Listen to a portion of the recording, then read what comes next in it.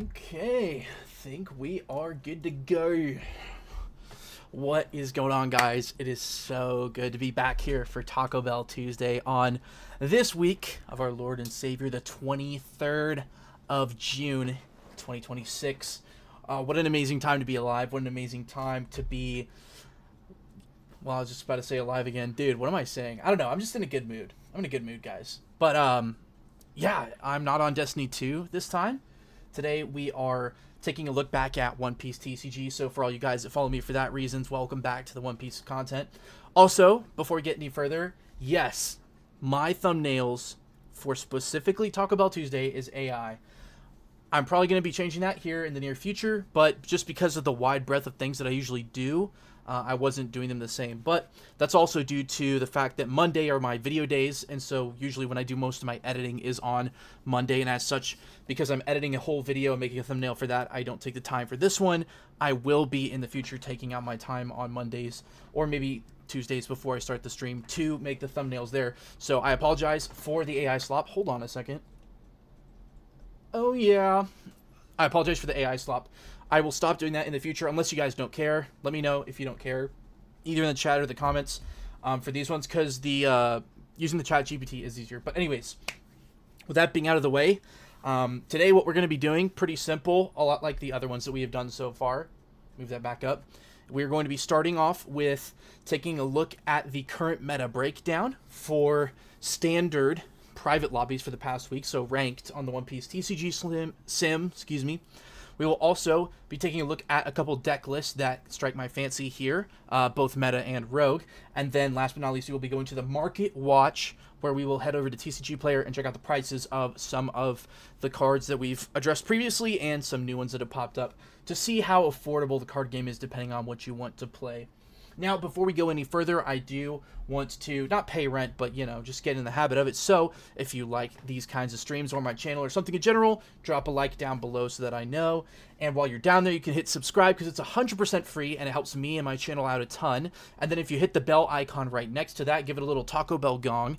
That will notify you anytime that I go live again, or anytime I put a new poster video on my channel, anything of the sort like that. You will already know about that, and you can personalize those if you want. There's a curvy arrow button right there that will let you share this stream or videos with your friends. And finally, last but not least, feel free to drop a chat in the chat right now for the live chat, or drop a comment in this or my most recent video or post, whatever it may be, and I will be sure to check that out and get back to you. I'm pretty sure I've replied to every single comment, so unless it's just straight up hate, I will more than likely respond to that. With that being said, guys, let's go ahead and jump right into it. So for the website that I'm using for these stats, it is going to be Cardi Kaizoku. He's a great full-time One Piece content creator. He does a lot of reviews for different replays of majors and stuff in other countries, such as a lot of the Japanese regionals. But his other thing that he's most known for is his site, Cardi Kaizoku. They have everything from market to deck lists to leaders to, you know, pretty much anything for the card game. I think he even has a simulator on here where you can play the games out. Check out this website. It's 100% free to use, and there are features that you can use on top of that for, I believe it's at like $3 a month on Patreon. I'm not like affiliated or getting paid by him or anything. It's just an amazing asset that you can use, and even the free version is unbelievable. But with that being said, what we have here is standard last week private lobbies for the One Piece TCG Sim. And so these stats are pulled straight out of One Piece TCG Sim, and they are going over private lobby games, which is ranked, because all ranked happens through private lobbies via a, I believe, third-party website that the sim uses. But anyways, taking a look here at the top 5 should surprise pretty much nobody what these 5 decks are. It's going to be blue, yellow, Nami, right? The boogeyman of like 2 or 3 formats now, so to speak, followed by green, blue, Monkey D. Luffy, from the new set, and then right after that is going to be Marshall D. Teach from that same set. Black yellow is the flavor. Purple NL at 4th, surprisingly, followed by purple yellow Don Quixote Rosinante. So that is going to be your top 5 here, and you can see only 4 colors out of the top 5 here. Or I lied, it's actually 5. So only 5 colors here out of the 6 total colors. And then if we go down looking at the next 5 after that, we have Boa Hancock, really making a huge uptick, especially from OP15, going from, I believe it was in the around the 20 spot back in OP15 all the way up to 6th best deck right here. And then we follow that up with Red Ace, another deck that's surprising a lot of people. A lot of people said that Red Ace was the weakest deck out of this new set, either Ace or Sengoku. And then right after Red Ace, we have Yellow Calgara, actually. So being the best of the Yellow Sky Island leaders here is surprising, right? Doing better than both Bell Luffy and Yellow NL. And then we have Blue-Red Ace, of course, a mainstay for... this might be the lowest I've actually ever seen this leader, but a mainstay for Standard. And then rounding out the top 10 is going to be Black Yamato, right? Another deck that a ton of people were super hyped for, but actually is looking to be the 4th best deck out of the newest set right now. Now, I'll quickly go over these next 10 here out of the top 20. We have Red Shanks being gate-kept just out of the top 10 here, followed by Purple Sengoku, right, another new leader. Red-Blue Lucy still in there, right, farming off of those Namis. Then we have Red-Green Krieg making a huge comeback from, I believe he was below 25th in the last set, all the way up to 14th now, really farming these more aggressive low-to-the-ground decks. Then we have the new ST30, Luffy and Ace. Red-Green Monkey D. Luffy, right, from OP13, still in there. Buggy, the final OP16 leader, bringing up the caboose of that set. And then we have Green-Purple Luffy, of course, still doing great. There he is, Cornbread Luffy, the ST29 Luffy that was doing really well, dropping all the way down to 19th, a 7-spot fall. Granted, this is only in a week's worth of data, but still a pretty substantial fall-off. And then Crocodile, my boy, rounding out the top 20. So a pretty good spread overall. Looks like a lot of your red options here are still in the top 10 area. 4 deck lists that I'm going to go over. We're going to take a quick look at Nami to see the ratios of those new yellow cards in the deck, such as the Marshall D. Teach Secret Rare. We'll go ahead and look at Blue-Green Luffy just so that you guys can check it out, because I haven't actually covered any OP16 on my channel other than in my Shanks game. We will also take a look at, not Teach, actually, yeah, we'll take a look at Teach just so that you guys are familiar with those cards as well. Purple NL we're not going to look at because we already know what the deck does. And then we have Boa Hancock, actually, I'm very interested in, as well as Red Ace. And then I'll take a look at Shanks here from 11th. Dawn Krieg as well, just to see if they've done anything. And let's round it out with one more here out of the top 20. Or maybe I'll go down here and pick a rogue deck. So let's see what we got below 20th. We got Mihawk at 21st. Oh my goodness, what a fall off. And then Roger, Bonnie, Red Black Sabo. There's the Bell Luffy. Zanji at 26th. Blackbeard. Okay, pretty interesting stuff here. Okay, so let's go ahead and pick up one more of these decks down here. Let's take a look at... I think I want to take a look at Lucy as well. So we'll take a look at that. But... hold on, let me make sure this is good here. I've been getting a lot of these notifications recently. I think our internet is a little bit messed up here. So let me see what's going on with this. Go here, go here. Okay, looks fine. It might just be low quality, but whatever. Anywho, let's go ahead and get into this. First off, we'll go over the win rates here for these decks in the top 10. So we have Blue Yellow Nami here with a 53.49% win rate. So winning over half of the games that she plays raw with a weighted win rate into the meta of still 52.84. So almost a 53% win rate. Even into the rest of the meta is an incredibly good win rate with the play rate of honestly pretty low for the sim, as I was always imagining with this being the best deck that it would be more played, but maybe on the sim people are trying more stuff. Only 8.48% there. And then we look here at Green Blue Luffy, almost double the play rate here at 15.5 with a raw win rate of 52.53 and an almost identical weighted win rate. So just a pretty solid deck overall competitively. Then we take a look at Black Teach here, 51.87, 51.49. So something I'm noticing with these new leaders is that, in general, their win rate is more or less matching the weighted win rate. So they are doing about equally into every deck as they are into specifically the meta decks. Pretty good quality to have, in my opinion, because that means that they will do better both into rogue matchups and into the better matchups in the game. with a 13.67% win rate here, or play rate, excuse me, pretty high. NL here actually pretty low at 6.24. Raw win rate of about 52% with a weighted of 51.15. So a little bit worse than Teach into the meta in general. And then Rosinante, last but not least, at about a 50.87 and a 50.23. So pretty decent win rates. Let's go ahead and look at the other top 10 to see if there's any crazy outliers here. Unfortunately, Yamato isn't that amazing. 49.30 win rate with a 48.67 weighted. Not entirely great here. Calgara, actually, holy cow. Not a ton of games played on Calgary here, but 55.39% raw win rate with only a 49.01% weighted. So maybe just farming the less popular matchups in ranked perhaps is a reason behind that, but still 55.39 is a crazy number to see there. Ace is still pretty solid. Red Ace here actually has a really good raw win rate of almost 52%, with a weighted win rate of about 50%, give or take. And then Boa Hancock here also has really great stats, so we're definitely going to be taking a look at that. Excuse me. All right, so let's get into these deck lists here. So here we go. Blue, yellow, Nami, of course, the villain.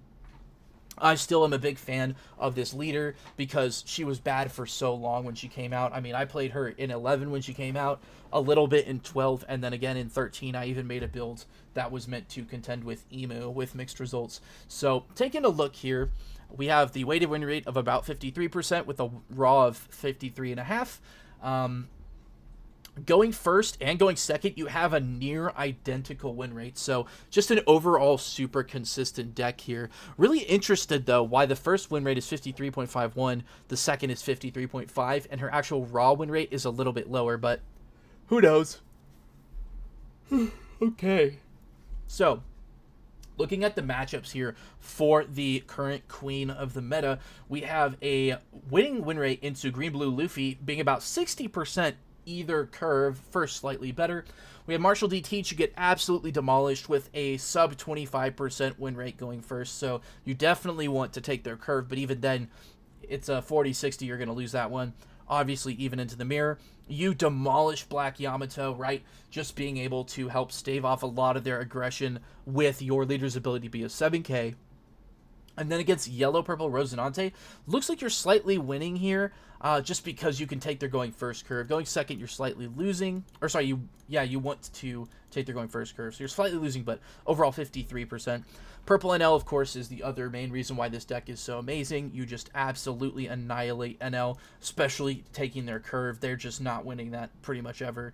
Red Shanks here you do win as well, just by a little bit, so pretty close to even.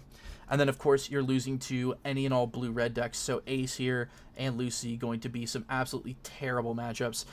Red Ace, you're pretty even into going first. Second, you're a little favored, but overall. And then, of course, the ST30 Luffy, the deck that swings a bajillion 6Ks, unfortunately is just going to be sacrificed to you every time that you play. So with that being said, you also are still winning the Boa matchup, but not nearly as much as we used to, right? I feel like Boa was closer to a 70-30 or a 80-20, but now you're only winning about 61% of the time, right? With a little bit more success if you do decide to go second. Yep, and then Sengoku, you actually lose a little bit unless you take their going first, and then Mihawk beats you. So let's go ahead and take a look at the deck list here. Real quick, let's look at the curve. Yeah, so a lot of them looking like they're not even running Girl here, just playing nothing on their first turns. Then you get out your 5-cost Nami into your Robin, and then if you're even, you go straight into Newgate. If not, you play another Robin, and then it's just new gates and go from there. So let's go ahead and take a look at these deck lists. And the only thing I'm really looking for here is to see if there's any interesting tech people have come up with. So 100% cards are cards that literally everyone plays, and a lot of these don't surprise me. It looks like pretty much everyone, at least on Ranked, has bought 100% into the Thriller slot package. Makes sense. As much as I want to argue for Tech Nami, and I think that Tech Nami does have the highest ceiling Unfortunately, the highest floor and I think the most consistent average is going to be the Thriller Bark package. So everybody's on the 4 Namis, 4 Kumasis, 4 Borsalinos. A couple of them look like they might be running 3, but whatever. But yeah, so that is your pretty consistent stuff. Also, Mr. 3 looking like just a new staple blue card. So definitely pick these up, guys. We'll look at those on the Market Watch here in a second, but they are an insanely good blue card. That, I mean, it goes card positive and stops a swing. Seems amazing, right? And then the rest of these start to get into more of tech options. How many do you run here with stuff like the Marshall DTH, and especially once we get down to even the girl promo looks like it's being played at a lower rate. So let's take a look at some of these deck lists here. Excuse me. So here we go. We have 4 Nami, 4 Robin, 4 Borsa, 2 Kiku. Oops. Oh, that's cool. 2 Kiku, 3 Zeus, 3 Baby, 5 Interesting. I personally would be on 4. I think that card's too good to not run at the maximum stacks, especially if you are on the Marshall D Teach, which this list is. As you could search that, put it into your life, and guarantee a 2-card draw trigger. And then they are on 4, 4, and 4 for the Thriller Bark package. Makes sense, along with the 4 Kumasi. And then you have 3 Sky Island Luffy, very nice, 4 Marcos, and 3 Galdinos. So, looks pretty standard. I know a lot of people don't like this deck, so that's all we're going to get into for Nami, but really good stuff here from the Nami leader. All right, now we're going to get into the new, arguably best deck in format, the Blue-Green Luffy. Really been doing a breakout performance in these first couple of regionals that I've seen. Just absolutely demolishing. I saw one list today where I think they played in 8 rounds. It was something like 6 Namis, and they only dropped to 1 Nami, and losing die roll a lot too. So even being able to beat its bad matchup seems pretty good. So here we go. 52% weighted with a 52.5 overall. You definitely want to go second here. 56% win rate to 48. Looking at the matchups, going first, you're losing a little bit, so you just generally want to take second with this deck because you can get that potential 2-drop play on your first turn. If you go 2 for a Mr. 1, restand with your leader, and then go 2 for a Mr. 1 or a Mr. 2, something of that nature, right? You can get 2 bodies out on your very first turn. Absolutely insane work. And so we're looking here into the mirror match. It's 50%, but you want to go second. And then against Teach, you're generally winning with a huge boost if you go second. Nami, you're losing, and actually, you look like you do better if you go first into Nami and just get that extra turn of pressure. Very interesting to note. So against Nami, try and take first, I guess, if you can.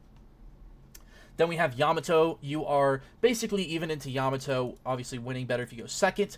And then flipping the script here, taking first for the Rosie and the NL decks looks like the play. NL generally beating you, of course. But Rosinante, you are very slightly winning, especially if you go second. Or excuse me, first. You are very much winning.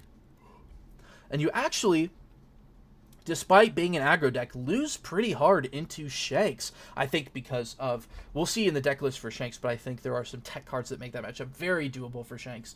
But you generally want to take second against Shanks, not only because it's your curve, but because Shanks wants to go second in order to make better use of that new Ben Beckman 5-cost blocker, which we will also take a look at when we get to the Shanks list. You're winning into Blue-Red Ace pretty decently. You get demolished by Red Ace, mostly because they can become a 7k leader thanks to that SR 4-drop Luffy, which is insane. Another reason why I think Red Ace is a really, really strong option to pick here in the new meta. And then you are winning into the new ST30, especially if you go second. Boa, you are slightly winning, better if you go second. Again, Lucy, you are winning no matter what, especially if you go second. And then Sengoku is pretty much a free matchup here. Pretty much any way you spin it. You want to take first, but honestly, you could just take either one and you'll probably win. And then rounding out these matchups, Mihawk, you are winning 6-4. All right, so let's go ahead and take a look at the deck list here and look at these curves, guys. So going first, they say no play. You can play out the Monkey D. Luffy Searcher, right, the 1 cost, and then restand that 1 Dawn, potentially playing out another one. But looks like more often than not, people are just not playing anything and passing the turn. Going second, it looks like you are Mr. 1 into Mr. 2, or 1-1, 2-2, something of that nature, right? So that double play is crazy. And then after that, look at that. You are playing 2 cards a turn, which pretty much all these replace themselves for the first 3 turns, it looks like. And then you just start going into Boas. And then from that point on, the curves kind of diverge with some people doing restand event, some people using freeze events like Ludo, such as that. Okay, so let's go ahead and look at some of these deck lists here.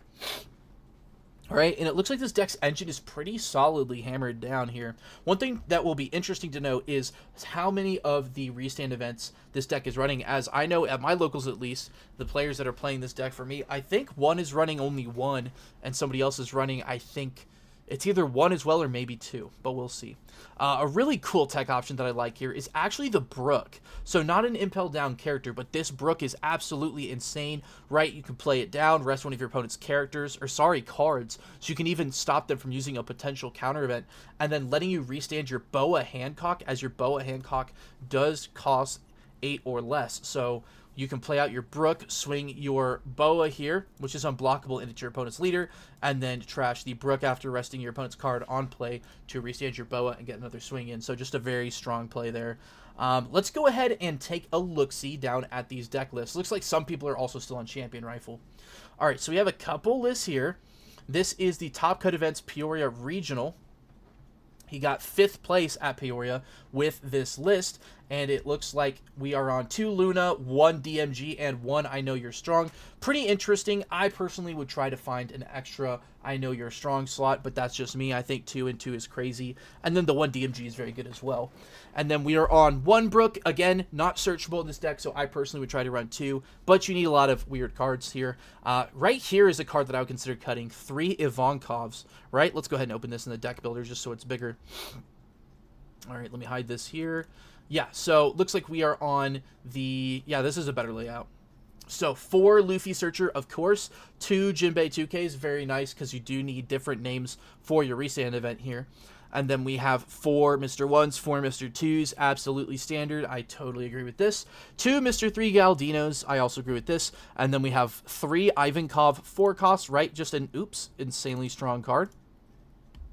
Right, looking at the top 3 and letting you play out a 2 cost or less from your hand. Pretty decent there. Then we have the 4 Crocodiles, the 4 Galdinos, absolutely insane in this deck as well. We have 4 Buggies, 1 Brook, 8 Prisoners, putting us at a total of, I believe that is 12 2Ks. And then we have 3 Boas here.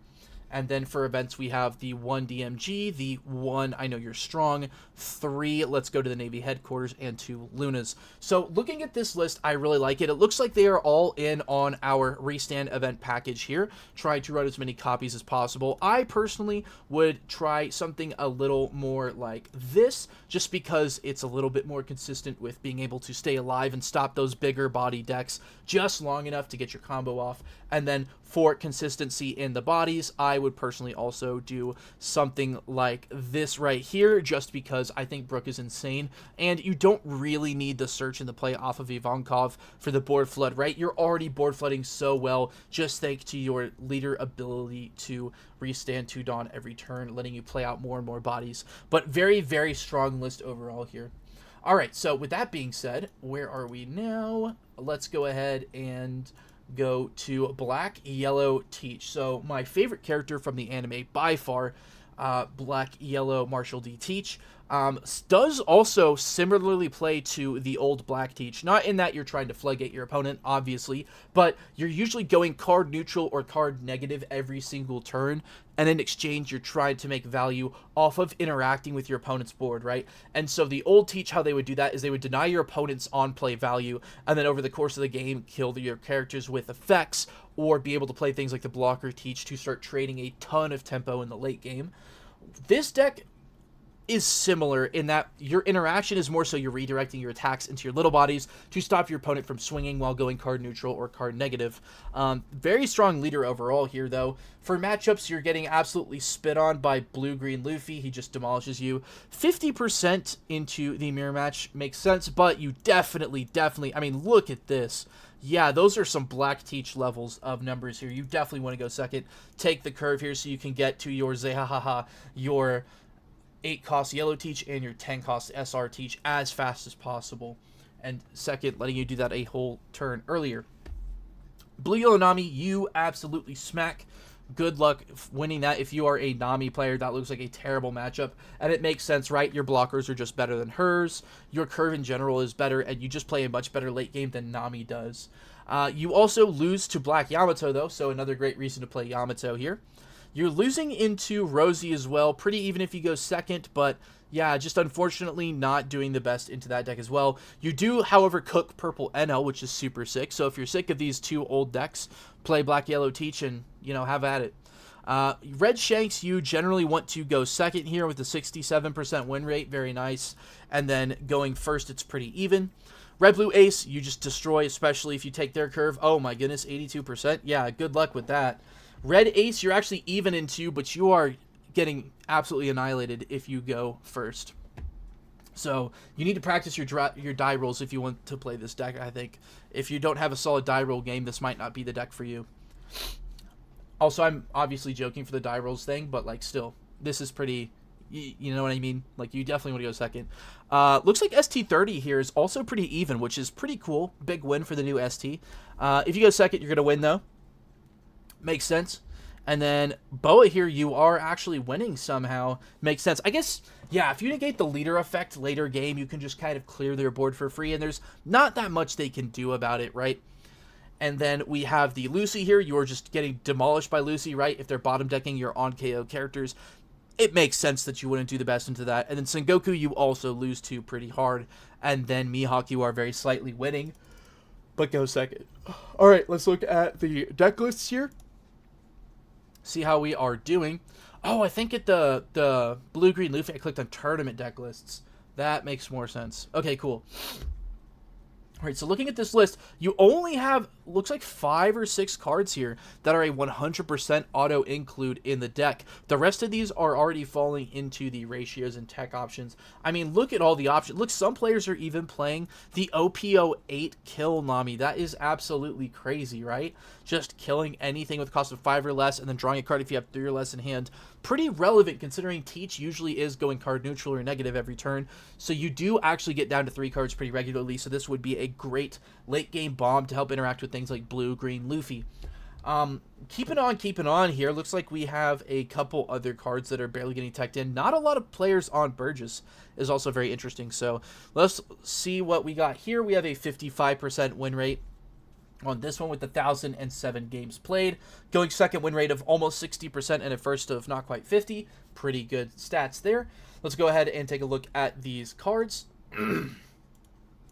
So, taking a look at our list here, we have 3 of the Van Augers, just a really good option overall, right?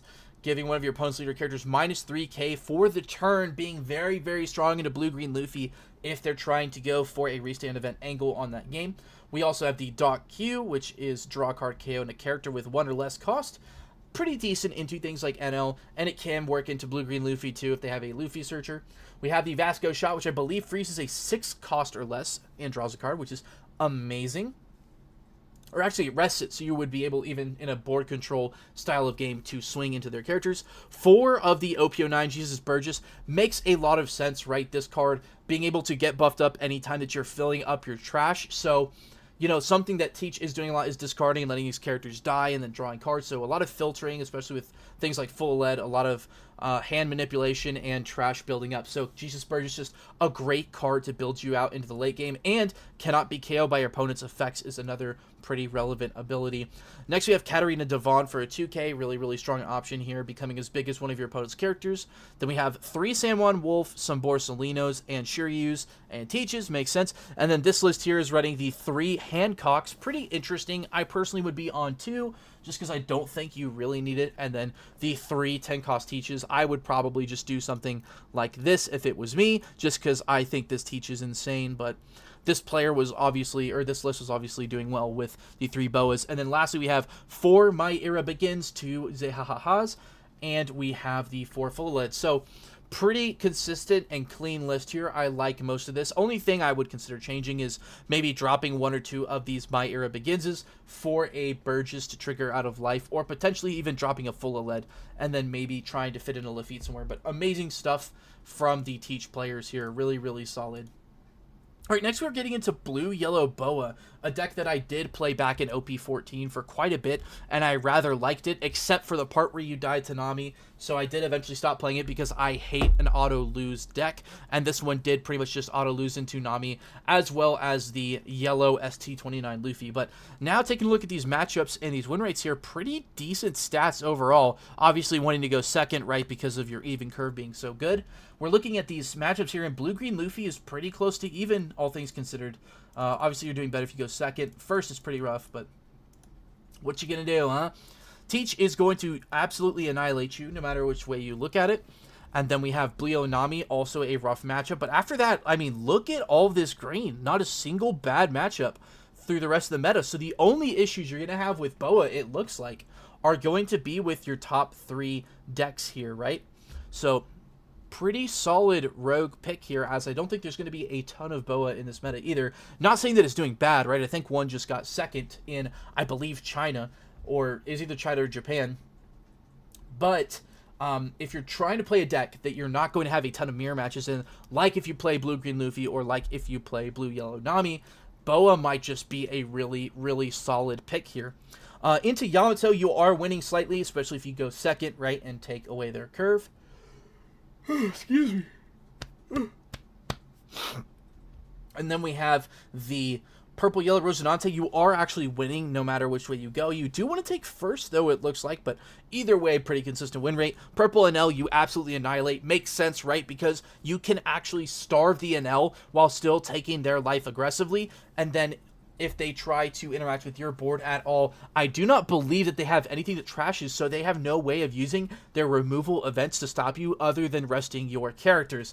And even if they are resting your characters, like your blockers and stuff, just that they get it into your face, you can just trigger out more bodies, and it's just a lose-lose for that Enel, right? Enel obviously being able to beat the Boa. In fact, I think in the finals that I was talking about, an Enel did beat the Boa, but overall, just a solid matchup for the Boa.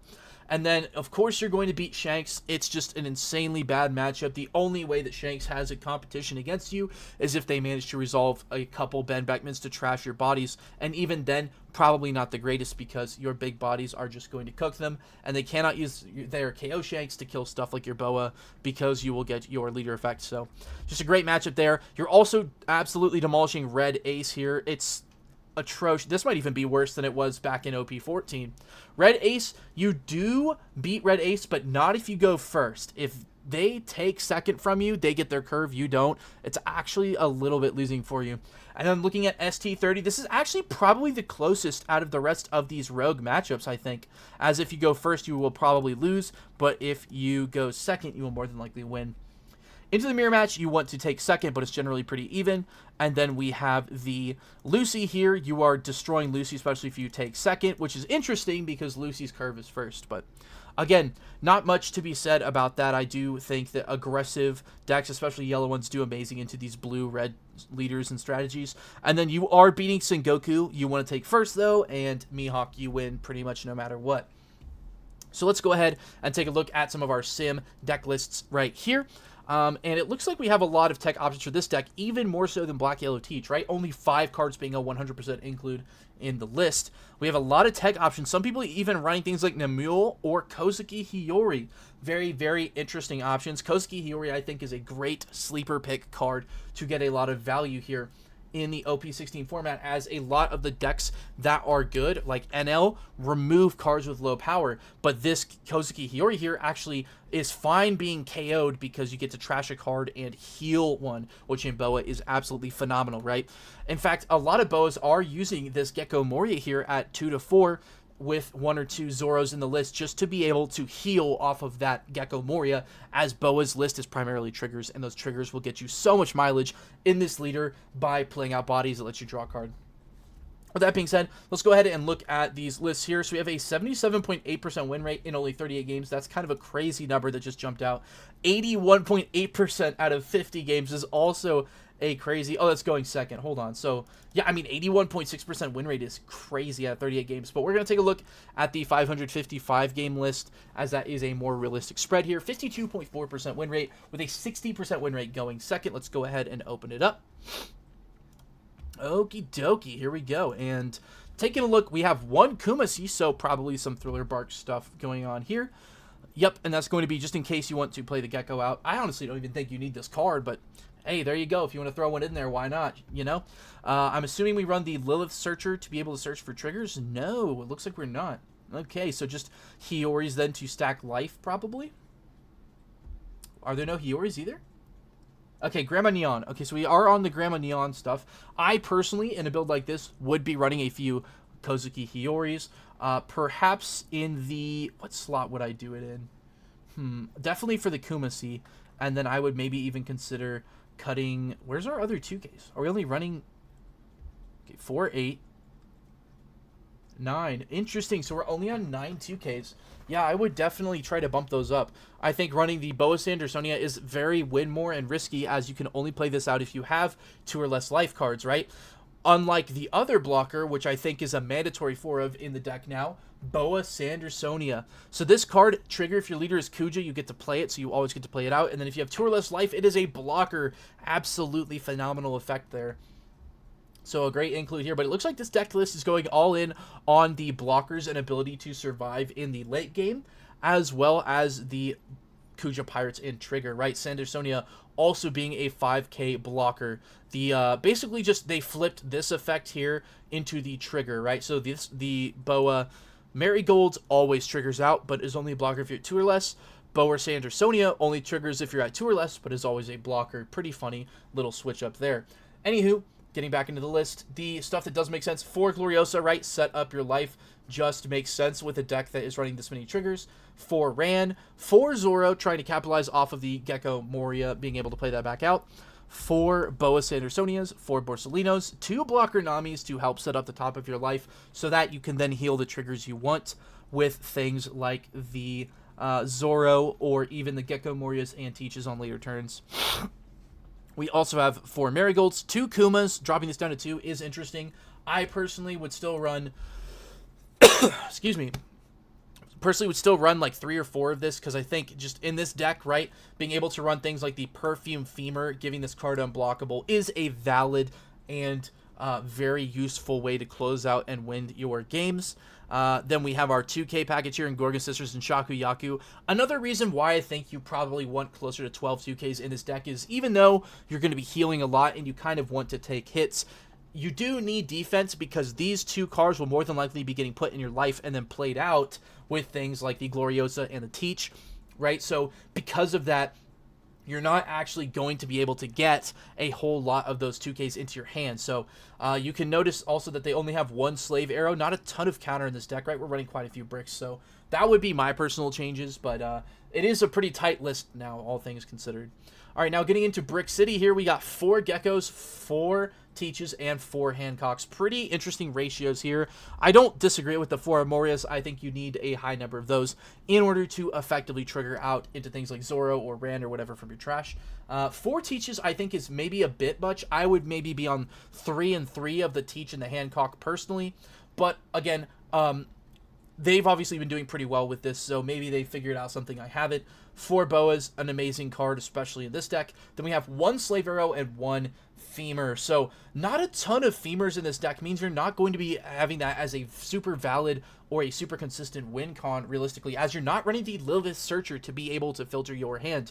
Now, this Nami here will help with that a little bit, but again, other than that, you don't really have a ton of ways to get cards into your hand guaranteed, other than with things like the Martial D Teach. So if it were me, I personally would perhaps be on more Femurs and Slave Arrows, maybe drop a Martial D Teach, maybe even 2, who knows.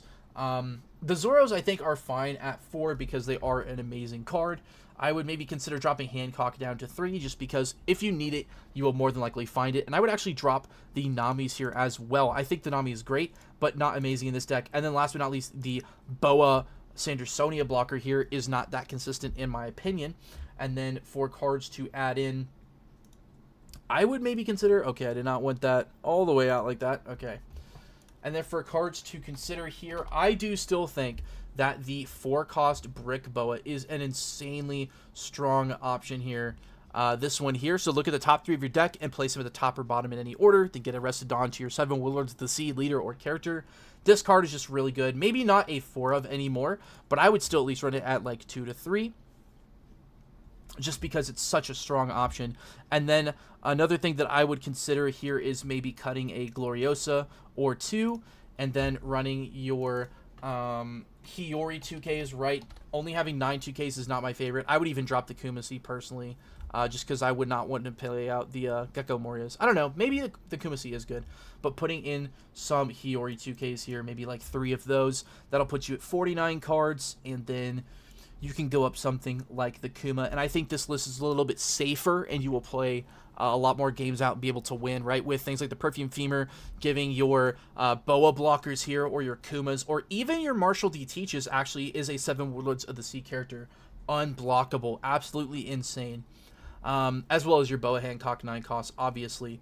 I think this list is a little bit safer, right? Being able to play out the Grandma Neons and the Kozuki Hioris to set up your life triggers, and then your Slave Arrows being able to bounce those back to your hand to give you a ton of extra counter, I think is super useful. Maybe the argument could be made to run some Liliths in here to be able to search your trigger cards, but at this point, I think this is more or less okay. And then your total number of trigger bodies in this deck is going to be pretty high, right? As you still have the 4 Marigolds, Gorgon Sisters, and Shakuyakus. Gecko Moria technically also counting, right, as a trigger body because you can play one from your hand. And then, of course, the Boa Hancock. So still a decent number of trigger bodies. Oh, and I forgot the Rand. The Rand also will be a trigger body for you. Another thing that I would maybe consider is even cutting down some of these Geckos or some of these Zoros here and then trying to fit in those Liliths or maybe a Kiku or something. Anyways, I've been yapping about Boa forever. I really like this deck, and I think there's a lot of deck building to be done with it, as you can also run cards like Gravity Blade, Raging Tiger, and some of the options like that, or even the 6-cost 8K Kucha Pirates Boa Hancock that freezes something. So let me just look that up real quick for you. Boa, this one right here, an amazing card in Red Blue Ace, a card that's been doing a lot of work, both being able to freeze an NL and bottom deck, their Ohm or something of that nature, right? Just a very, very solid option. Could be running this deck as if they decide to interact and get rid of it, you do make them take a life. Anyways, that is going to be Blue Yellow Boa Hancock, very solid in this format. Now we're moving on to Red Ace here, a deck that a lot of people were not very keen on going into this format and coming out of this set, but obviously has blown all of them out of the water and really just smashed its way into several top cuts. So a very, very solid option, all things considered. And if we look at our matchup spread here, it's actually, despite having a lot of red there, most of them are winnable reds, it looks like, and some okay matchups to not do great into. So blue-green Luffy are going to be pretty well demolish me, which is pretty awesome. Black Yellow Teach is pretty even, actually, looking like you do slightly better if you do take their curve, and by slightly I mean totally better, take their curve. Blue Yellow Nami, you are losing a little bit into being even if you take second and losing if not. Black Yamato, you do win a little bit, but only if you go second. And then Rosie and NL both look like some pretty abysmal matchups there. Makes sense with things like the Sakazuki and all the interaction, especially in the NL, right? Being able to get rid of that that red 4-cost Luffy and getting rid of your leader buff. And then we have red Shanks here. You are also losing too, but you win a little bit if you go second. Losing the red blue ace as well isn't amazing. And then even into the mirror, you're wanting to go second there. You beat ST30 Luffy ace, which is nice. And then Boa, you lose to. And you are pretty much even into Lucy with an amazing matchup if you go second. You lose to Sengoku, and you demolish Mihawk. So, not the best matchup spread here, but, I mean, obviously we're still doing very good into the sim, and I think part of that is, again, this Luffy. I mean, look at the number of games here. We have 2,100 Luffy games here, 1,900 Teach games, and then everybody else is about the 1,000s range. So really more of a meta call deck, it looks like, and a lot of room for tech. And I think just outplaying your opponent because they just might not know what this deck does. All right, so let's go ahead and look at our sim deck list here for this. Looks like we have a lot of cards that are already in our engine, and then a lot of interesting tech options, such as the Time for Counterattack is going to be a great 4K event for this deck, as almost all of your characters are 8,000 power or more, so getting one of those out just gives you a free 4K, or not a free 4K, but a 4K, effectively a Rad Beam, right, on your opponent's turn, so just a really strong option there. And then you can obviously search this with your Moby Dick stage, because Moby Dick is not a Whitebeard searcher, but if your leader is Whitebeard, anything searcher for the top 3. So just a really strong option there. Looking at this list right here, we have a 53.5% win rate out of 777 games with 119 different pilots. You're losing quite a bit when you go first, but second is also just, phenomenal, 61% win rate. So looking at this list, we got some Zoros in here. We got some Ace Luffys, a couple of those time for counterattacks, and then your general 8K package. So it looks pretty strong. We're also on the unblockable Sanji. Pretty interesting here, trying to capitalize off of running that Zoro and that Luffy and making them unblockable. So a lot of options. Another interesting thing is the new secret ace that makes all of your 8K characters in hand 2K counter is only being run at 2. I think I agree with this. You're just better off playing the more aggressive and tech red cards as opposed to that one. So very, very good stuff here for red ace. Let's go ahead and keep it moving on. Almost done here with the deck reviews, guys. Also, all red decks. I didn't realize that, but we picked pretty much all of the red decks left in the format. All right, we have Shanks here. I did play this at Locals recently, actually, and did pretty okay, I would say. Everybody was running rogue decks, so I unfortunately matched into like 2 blue-purple Luffys and a blue-red Lucy, so those were kind of rough, but still feels really strong. That new Beckman card is absolutely insane. This guy right here, guys, an unbelievably strong card. A 5-cost blocker with 6k power, has counter, and then says you can rest one of your Dawn on play, and if you are Shanks effectively, and you have 10 Dawn cards, you play any Shanks from your hand. So you can play out your Rush Shanks, right, to give your opponent's board minus 1,000. You can play out your KO Shanks to kill any 10k or less. 12k if you have the Law out, which we'll get into in a second. And then you can also play out your buff your leader plus 2k Shanks if you want to. Even a blocker Shanks if you just want to get out 3 blockers in the turn. Or you can play out the promo Shanks, which I am running and I think is a great tech card. So we'll see if anybody else picked up on that yet. But looking at our matchup spread, super even into blue-green Luffy, it looks like. Obviously wanting to go second, but still an interesting matchup there.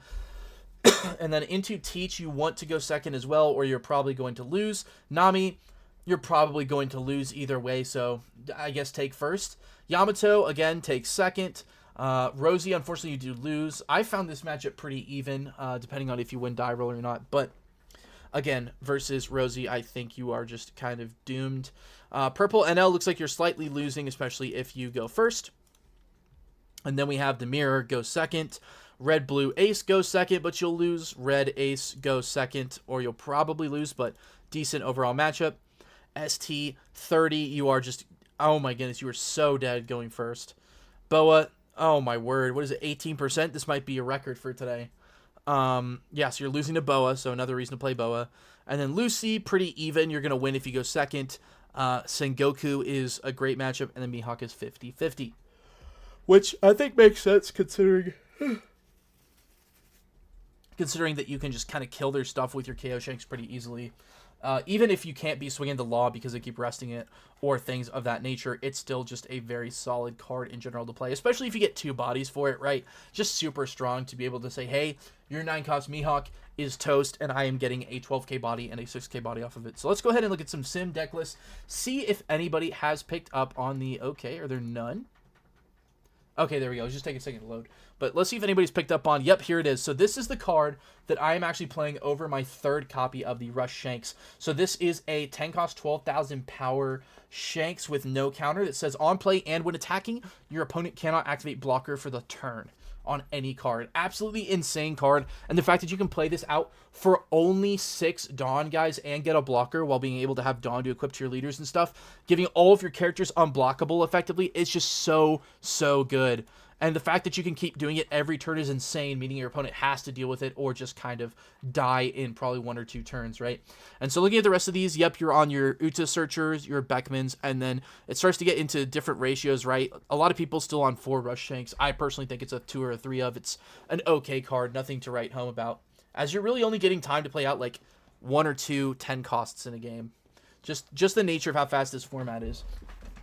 And then this is another tech card that I think does absolute wonders in this deck with Red Law from PRBO2, right? So 6/7 1000 counter once per turn. If he would be removed from the field by an effect, you can give him minus 2000 power instead. Absolutely insane that this card has protection built in for things like NL, right? For things like Lucy or Ace, anything that's trying to bounce or KO this, you can just protect him. And then when attacking, you give up to one of your opponent's characters minus 2000 power during this turn. Really, really solid in conjunction with the KO Shanks here, right? As this can kill anything with 10k power or less. So with the red law, if you swing it, you can kill literally anything in the game except for a gold D Roger 10 cost.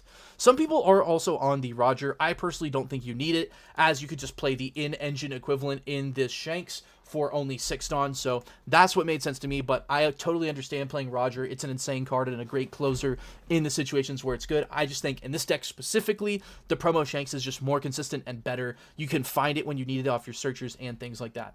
Another card that I've been using and I think is unbelievably strong if you're not playing against a deck that can remove it is this Kobe, right? So on your opponent's turn, if your leader is Navy, it gets 1000 power.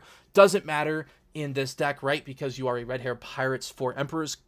But when attacking, you KO up to one of your opponent's characters with 3k base power or less. Then if you have 6 or less in your hand, draw 1 card. Even if your opponent doesn't have the character to KO with this effect, guys, just being able to draw while you have 6 or less in hand in a red deck is unbelievable. Especially one like Red Shanks where you get a free 1k counter every single turn. It's just a really, really strong option to have, right? That ability to draw a card. And so I was playing a game against a purple-yellow Rosinante where they couldn't remove this Kobe, and I just kept swinging it every turn and drawing a card. So it just kept me in that game a lot longer than I had any business being. So looking at these deck lists here, we have which one has the most plays? So this one here is 378 with 49.7% win rate. Looks like they were, yeah, losing a lot going first and less going second. This one here is 56.3 out of 215 games. So looks a little bit better. Let's go ahead and take a crack at this list, see what we're working with here. And nice. So for Utas, 2 Ace, Sabo, and Luffy's, I think I will run this in my version as well. After my testing, I just wanted a couple more power minusers, and I was actually running the building snake in my list, so I think that this is also a solid option. I can definitely cut down on maybe some Hongos, or I think I would cut down on the new one. There's one called Rockstar that prevents your characters from being KO'd, and I think that I would rather just have the Asabo and Luffy for a little bit more utility, as I was never really using Rockstar for anything but a searchable counter. We have 4 Hongos, 2 Lime Juices, so that's 8k counter right there. Do they run the Utas as well? Yes, they're on 10 2ks, it looks like. All right, now for the rest of the meat and potatoes, we have 4 Lucky Roos. Makes sense, right? Just a great blocker that trades into blue-green Luffy amazingly if they don't have Boa or the green Impel Luffy to rest this. 4 Kobe's, so maxing out on that ability to draw a card. Pretty good idea here, as well as the Lucky Roo here to cycle. Really, really good. My only issue with this card is it says a character with 6k power, so unfortunately you cannot actually get rid of a Kobe or a Lucky Roo to draw those 2 cards. You have to get rid of something like your Beckman or your Zoro or one of your Shankses, or even this Beckman here. So not my favorite just for that reason, but I do think it's a great 2 of in my version. 4 Beckmans, obviously we're trying to maximize off this insane new card to play out one of our Shankses here. And then we have 4 Laws. I'm running 3. I think I want to try and bump it to 4 because this card is absolutely bonkers in the deck, guys. Anytime I resolve the law, I won the game. I'm not even joking. This card is insane in this deck. Being able to make an 8k removable by Ben Beckman gets rid of so many problems. Like, into blue-yellow Nami, you can play Ben Beckman and remove their 6-cost Nami without them getting a new body. Or, if they have a Nico Robin on the board, you can swing your Law and then get rid of that, which is just insane value. We have 2 Utas here for 2ks, makes sense. 2 Zoros, I personally don't think you need this. I think the 9-cost Shanks is enough power buffing, but they deemed that this brick was necessary. Then we have 4 Ben Beckmans, and now we get into our Shanks lineup here. We're on a 4-2-4 ratio of the starter deck, KO, and Rush Shanks. I personally am not high on Rush Shanks. I think this card is pretty bait. Sure, if you can get 2 of them out, you're probably going to win the game, but let's be honest. If you stick one of them and then go into a buff Shanks, you're going to win anyways. So I don't really think you need this. You can cut this down to 2 or 3 and make room for more consistency, but a really solid list overall and really good stuff from the Shanks players here. All right, so let's go ahead and get into the next to last leader. this is another dark horse that I think a lot of people are sleeping on right now, and that's going to be Red Green Krieg from OP15, a deck that before it came out everybody was saying was going to be insane, and ended up kind of flopping on its face because they didn't print enough cards to keep it relevant. And with no new support in the new set, it's all but forgotten. But I think this deck, despite not having that many games played, right, only about 3,000 games, still doing amazing with a going second win rate of almost 58%, a raw win rate of 52%, and of course a weighted win rate that is abysmal, mostly due to these three decks right here absolutely clapping it up. But let's take a look at these matchups, because I think this is where this deck really has a chance to shine. And so Blue-Green Luffy, obviously, right, a deck that is trying to swing, 6Ks and 7Ks at you consistently, you're going to be winning most of these games, especially if you go second, because they're Mr. 1 and they're Mr. 2. How those work is they match. So for the Mr. 1, it gets plus 3k power. So if you put a Dawn on it, it can only swing 4 at Krieg. Insane. They need to put 2 Dawn on it to swing. That's a terrible rate for Luffy. And then you're like, well, that's fine, I guess, because Mr. 2 can buff himself to their leader's base. Well, again, you put a Dawn on it, normally swinging 6, now it's down to 4. So, again, just a really, really good way to check Blue-Green Luffy players. So if your locals has a lot of Blue-Green Luffy, or probably Blue Buggies too, like, bro, just play Krieg. Start the farm. Black Yellow Teach, you are slightly losing into. If you take second, you're going to do amazing into them, being able to interact and remove their bodies. If not, though, you are probably going to die a horrible and gruesome death. Into Blue Yellow Nami, if you go second, you have a pretty decent chance. If you go first, it's significantly less. And then again, another one of these new aggressive decks that you are absolutely frying is going to be Black Yamato. Look at that second win rate of 70%. Awesome stuff, dude. Like, this deck right here is probably more popular at my locals than Blue-Green Luffy is. And, I mean, having a matchup like that into a deck like Yamato, unbelievable, right? Because between you understanding Krieg and them not knowing how their new leader works or interacts with Krieg, because, frankly, nobody's playing Krieg as a leader, means that you could probably just farm your players, a lot of Yamato players, unless they're really solid, with little to no effort. You also are doing really good, though, into Purple-Yellow Rosinante, which is a great matchup, in my opinion, especially here in the West, right? In the U.S., a lot of people are high on this leader, getting the new Navy support, and so, as such, you are going to be able, especially if you go second, to absolutely destroy some Purple-Yellow Rosinantes. Unfortunately, your NL matchup is some of the worst stats we've seen today, almost as bad as that Shanks matchup in the previous thing that we looked at. Speaking of Shanks, he's also going to terminate you. Just be able to kill all of your guys on curve and all of your bodies being huge. You don't really care that your board is nerfed. You're fine playing the waiting game in this deck. 100%. Sure, let me play out more 10-cost Shankses. Next, we have Blue-Red Ace. You're not going to do great into that either. Like, these are just some abysmal matchups here. But, I mean, hey, these greens, in my opinion, make it pretty worth it. All right, here we go. Red Ace. You need to go second to fend well into this deck. And then versus ST30, you generally are doing good. Can kind of lose if you go first, but especially going second, you're doing fine. Blue-Yellow Boa. Excuse me. Blue-Yellow Boa, we are not doing great into at all.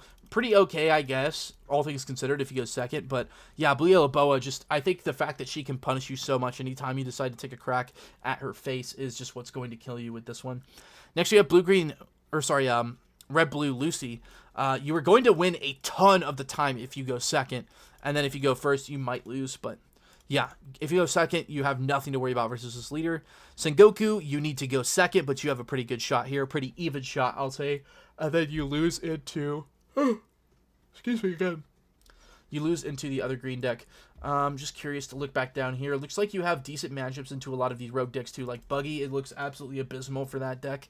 Yeah, it looks like you're doing pretty good into a lot of other stuff. Pretty even games here across. Again, not a ton of numbers here, but whatever. So let's go ahead and look at a couple deck lists just to see if there's anything new in Krieg Town. I would imagine not just because of East Blue, but who knows? Maybe there's some new spells that we are running here, or some events, excuse me. Looks like You Can Be My Samurai is actually getting run here. Rest 2 of your characters, draw 2 cards, just refill your hand, help you out. And nice, look at this. 205 games played with 15 pilots with a win rate of 62%. Right? Going second, you're winning 65% of your games, and first, you're going 55%. That's pretty good stats. So looking at this list really quick here, we have the... come on. There we go. Okay, can we... Oh, pressing the wrong thing. There we go.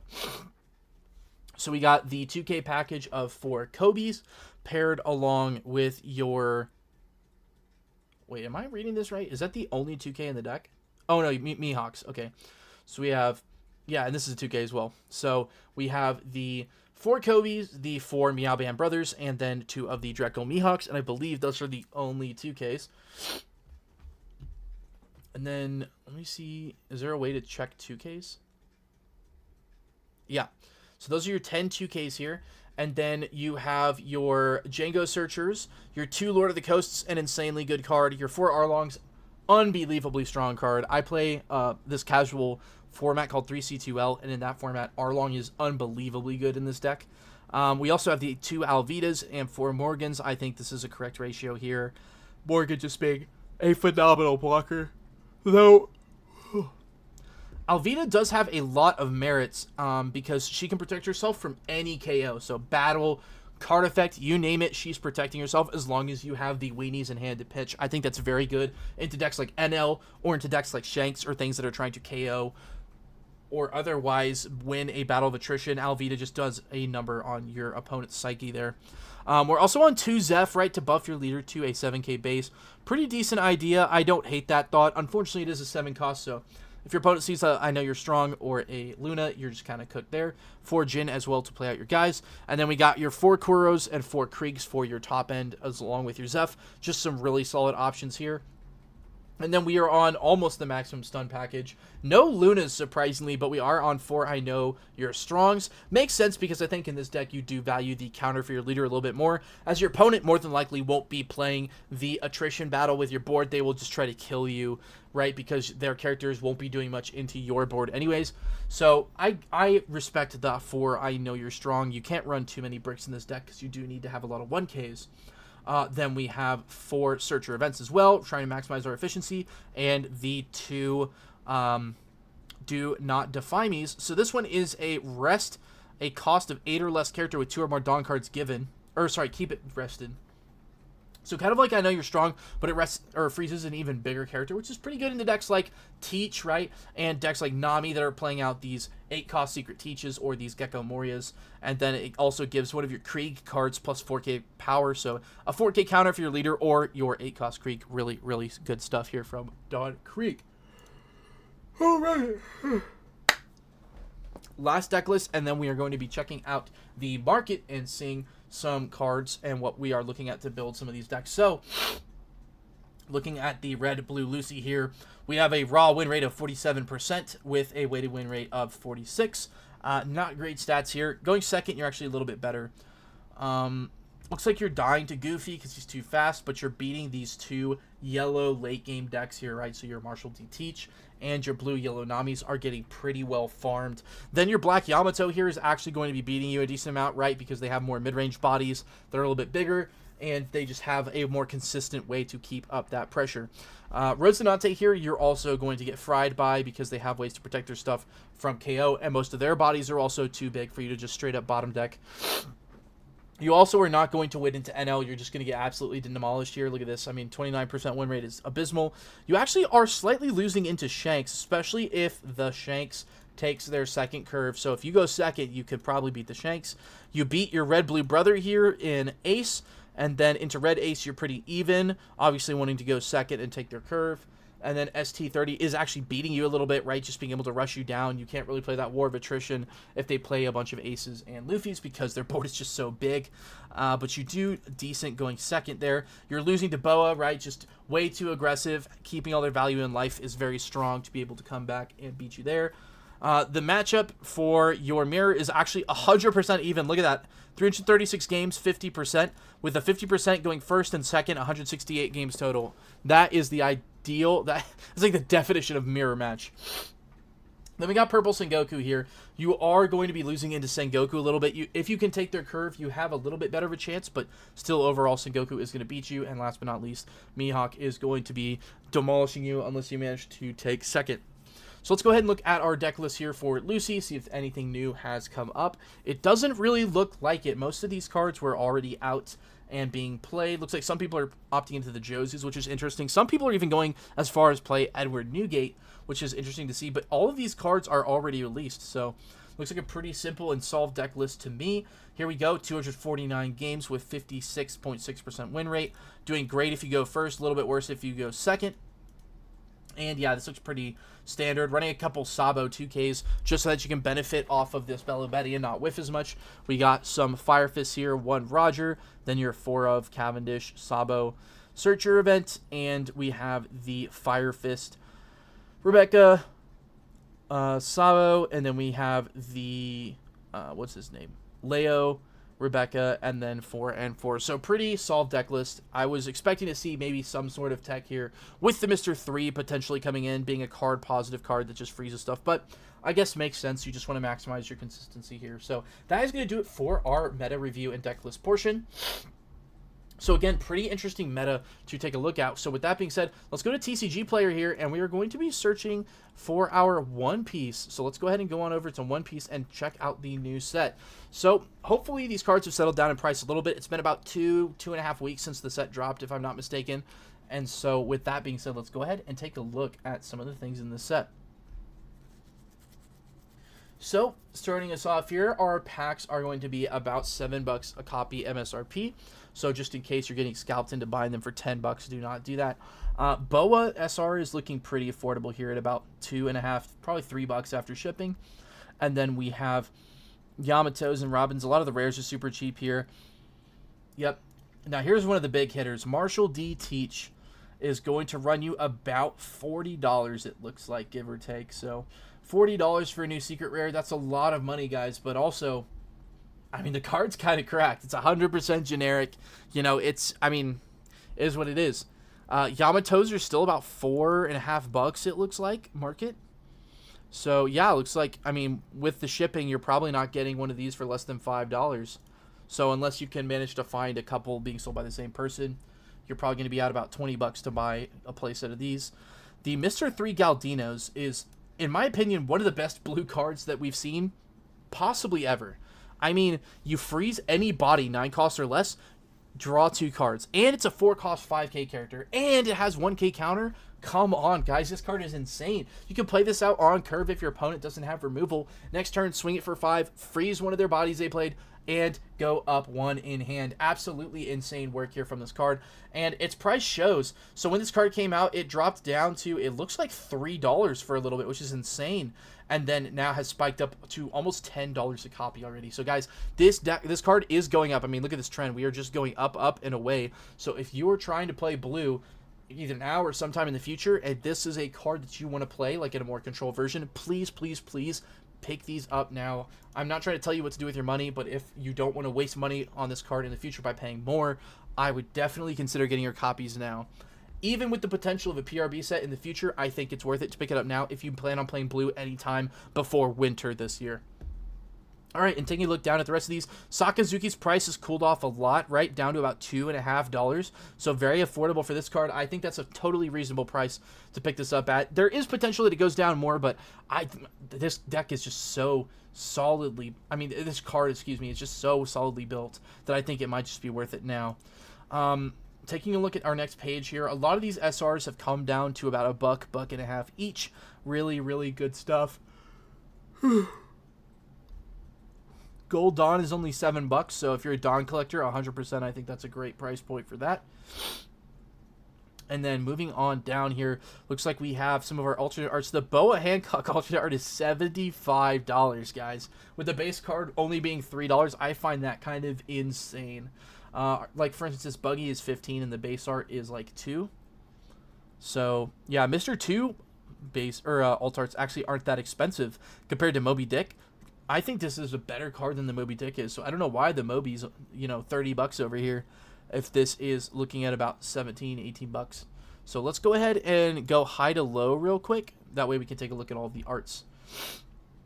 Excuse me, all the alts. So it looks like each of the mangas, is going to run you about $1,000, with Kuzan and Sakazuki being equal and Borsalino being a little bit less. Next most expensive is going to be Miss All Sunday at about $700. Makes sense. Unfortunately, I was trying to alt out my Croc fully, and well, yeah, now I'm just not going to, right? I don't have, you know, what is this, like 3.5K to spend, right? So, or no, almost 3K. Yeah, insane work. We have our aces here at about 275-ish, probably. Then we have our Katakuri SPs. Zehahaha is coming all the way down to 156, so still tanking in price, guys. Something to keep an eye out for if you're one of those whale purchasers or a collector in that sense. And then we actually have the blue-green Luffy leader here at 136. Very interesting to see. We can see it dip down all the way to $80, and now has jumped back up to 130. So being the arguable best deck in format, if not just straight up the best deck in format, makes a lot of sense that this would be that expensive in my opinion, though this is still way more expensive than I would normally give a leader credit for. Then we have Kuma SP below that, and followed by the Yamato alt leader. Very interesting. So if you are planning on playing a leader from this set that is fun like Yamato, she's going to be pretty expensive for an alternate art here. The Cavendish SP has also dropped to less than $100. Wow, that's pretty good, guys. I would consider, if you're a collector, that's a pretty good price here for this card. Then we have the Teach alt at $92. Not awful, considering that the regular Teach here is $40. Yamato alts are going to be $78. I don't think that's even close to worth it. I mean, I love the Yamato deck, but I don't think it's worth that much. Boa might be, just because A, it's a Gunner card, and B, it's, you know, an insanely generically good card just in anything. Then we have the Ace alt art leader, followed by the Teach. So surprisingly, even though Teach is the second best of our new OP16 leaders, he's only $50 for the alt, guys. Very, very reasonable price to pick that up at. And Ace is only $55 as well. So being a fan favorite card at only $55, I think this is pretty worth it. I'm not gonna lie. And then we have the Monkey D. Luffy alt and the Teach actually being more than the Vista Treasure Rare, which is pretty funny. All right, let's go ahead and look at page 2 real quick, see if there's anything crazy over here. Probably just a bunch of alts still. Yep, alts. The Sakazuki alt's only $30, so not too bad. Buggy Leader's $30 as well, so. Yeah, these prices look pretty reasonable. But yeah, like, I mean, look at this. We only have a couple base art cards up here above this Mr. 3. In fact, I think it's just the Teach. So very, very good time, I think, to go ahead and pick up this Galdino. And then your Prisoners of Impel Down are still going to sit at about $7. So interesting stuff. Now let me go ahead and look up our Shankses here to see if there's anything crazy going on with these prices. So our manga Shanks is still about $2,000, looks like. Not the black number, the green one. The black number means it's the Japanese one, probably. With the silver one being a K and the other one being almost 2,000 as well. The Shanks deck, yeah, look at this. The SPs from PRB2 went back up to 215. The leader is all the way back up at $70. I can't wait to see this spike. Ooh, it's juicy. Look at that. So this is before the reveal. And then the second Beckman got revealed. Boom! Plus $40. Awesome stuff. I've had this leader since it came out. I pulled it in my case, so I'm super happy about that. But yeah, the Shanks cards are a little bit more on the expensive side. So if you're trying to alt out Shanks, it's not a great time to do that. Unfortunately, you kind of missed your shot. I mean, look at this. This alternate went up from probably like $10 to $35. Just, yeah. Shanks is cooked if you guys want to alt it out here. And for that matter, I guess we should just check PRB2 for One Piece. So let's go ahead and look at PRB2. PRB2, and then I will clear the name and just hit enter. Did that do? No, okay. So let's refilter it. PRB2. And let's just take a look at PRB2 prices, because I'm interested to see where stuff is settled out. So the manga is still over 2K, with Gum Gum Giant being almost $900 now. The Luffy SP, I mean, it's a Monkey D. Luffy, so. The Cross Guild going up as well. I actually did move this. All of the searchers, actually, for the most part, looking like they went up, right? You got your Gum Gum Giants, your My Era, Cross Guild, and Come On We'll Fight You, all being more expensive because their respective decks, except for the Buggy one got buffed, but I think this one is just really clean, honestly. Looking here, we got a lot of the Golden Dawn cards are actually way more expensive than they were on release. So pretty happy that I picked up some of these when I did. Looking on, we got Alt Marco still at about 100. The rest of these are still pretty expensive. Goodness gracious, the Carrot SP going at for 112. And this Charlotte Pudding is still 88 just about, considering it's banned. That's kind of surprising. All right, mostly Gold Dawns here. Burgess, of course, being at about $58 a copy just because of that alt art from PRB being so expensive and that deck being very good right now. These PRB2 Zoros refusing to go down in price as well. I'm not seeing the red cards that we are using nowadays. So pretty good looks. Yeah, here we okay, 35. That's still pretty that's still pretty up there. The laws are going to be 35 and the Kobe's are also 35. So if you're trying to alt out those tech cards for your Shanks as well, not the greatest. Good grease. A sleeve pack is $25 this set. Oh my word. I'm so glad I kept one of these sealed. Not the sleeve packs, but the boxes. Wait, how much were the boxes? Hold on. Where are the boxes? Oh, I'm not on the first page. I'm dumb. There we go. Yeah, box is about 400. Yeah, okay. But yeah, so that's going to be your PRB2 stuff. So pretty interesting. And then last but not least, I think we are going to take a look at OP15. Just to see how card prices from our last set have shaped up. So NL is still going to run you about $1,000 for the manga. And Kobe is unfortunately still $650. Looks like a lot of our SPs have actually jumped up in price, though. Like, I remember this Zoro was, like, around 115 for a while. Yeah, this Sabo right here is actually a great price. I think, even though the Sabo started at cards were an embarrassment to card design and totally not worth it, I do think that these are a solid investment, as Red-Black Sabo is a very, very underrated deck, in my opinion, into the current meta. It doesn't have a lot of results, but I just don't think people are playing it, so I will be trying to prove my best that Red-Black Sabo has a dog in the fight this format. But yeah, looking at these OP15 cards, the alternate art Borsalinos are still $100, absolutely crazy. Let's go ahead and see some base arts here on the second page. I guarantee there are some in here. Yeah, see, like, look, NL still probably top 3 decks in the game right now, and this leader's $37. And Blue-Green Luffy is 130. Now, granted, it is a Luffy, but still, that is absolutely insane work to me. Like, look at this. This Luffy right here is used in Brook and, like, maybe Yamato and Croc, and that's it. And it is $60. This is arguably the most broken deck in the format right now and the best deck in the format. And it is $36. Like, this, the scalper tax on some of these cards is unbelievable, guys. But yeah, looking at this, we already have some base arts here with the Borsalino being almost $33 now and probably still rising, followed by the Sky Island Luffy at $23 still.